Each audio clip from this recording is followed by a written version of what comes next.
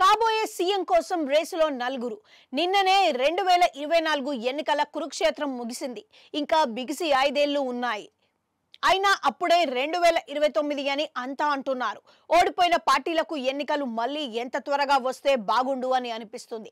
YCP అయితే అదే ఊపులో ఉంది. ఈసారి మేము పక్కాగా గెలుస్తామని ఓడిన రోజు నుంచే చెబుతోంది. జగన్ సైతం టీడీపీ దాడులు చేయిస్తుందని, అధికారం మీకు శాశ్వతం అనుకుంటే పొరపాటు అని హెచ్చరిస్తున్నారు.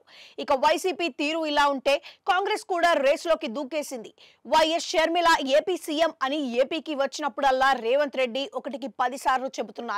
ఆ మధ్యన ఆయన విశాఖ స్టీల్ ప్లాంట్ కార్మికులను మద్దతుగా నిర్వహించిన సభలో కూడా షర్మిల కాబోయే సీఎం అన్నారు.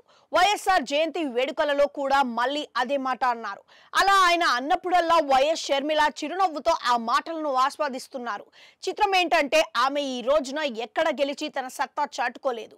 ఆమె కడపలో పోటీ చేస్తే ఓట్ల శాతం బాగా తక్కువగా వచ్చింది. ఆమె ముందు ఎమ్మెల్యేగా గెలవాలి, తన నాయకత్వాన్ని జనంలో నిరూపించుకోవాలి. అప్పుడు కదా సీఎం ముచ్చట అన్నవారు ఉన్నారు. జగన్ సీఎం అని వైఎస్ఆర్ మరణం తర్వాత కాంగ్రెస్ లో కొందరు అన్న నాటికి ఆయన ఎంపీగా గెలిచి ఉన్నారు. ఇక జగన్ కాంగ్రెస్ నుంచి బయటకు వచ్చి కూడా గెలిచి తన సత్తా చూపించారు. అలాగే ఉప ఎన్నికల్లో గెలిచారు. 2014, 2019 ఎన్నికల్లో గెలిచారు.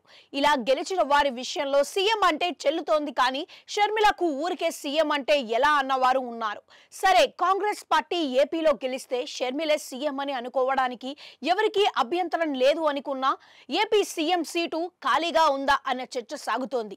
ఈ రోజుకు టీడీపీ కూటమి ప్రభుత్వం బలంగా ఉంది. చంద్రబాబు శక్తిమంతుడైన సీఎం గా ఉన్నారు. ఇక టీడీపీలో భావి వారసుడు నారా లోకేష్ సీఎం కావాలని చూస్తున్నారు. ఆయన గతంలో 2 ఏళ్ల పాటు మంత్రిగా పనిచేశారు. ఇప్పుడు మళ్ళీ మంత్రిగా బాబు కేబినెట్ లో చేరారు. బాబు తర్వాత లోకేష్ సీఎం ఆ పార్టీ వారు గట్టిగా నమ్ముతున్నారు. 2029లోనూ టీడీపీ విజయం తథ్యమని కూడా అంటున్నారు. సో కాబోయే సీఎం ఎవరు అంటే లోకేష్ అన్నది టీడీపీ మాట.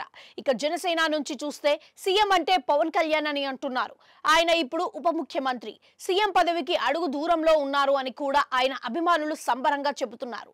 2029లో 600 అయినా పవన్ సీఎం కావాల్సిందే అని కూడా వారు బల్లగుద్దుతున్నారు.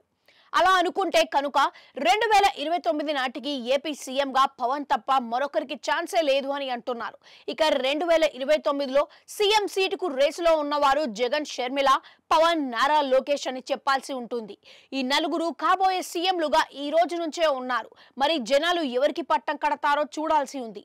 ఏది ఏమైనా ఇంకా ఓటేసిన వేళకి సిరా గుర్తు ఆరలేదు. కానీ 2029 సీఎం పదవి గురించి ఆలోచిస్తున్నారు అంటే వామ్మో పాలిటిక్స్ అని అనుకోవాల్సిందే.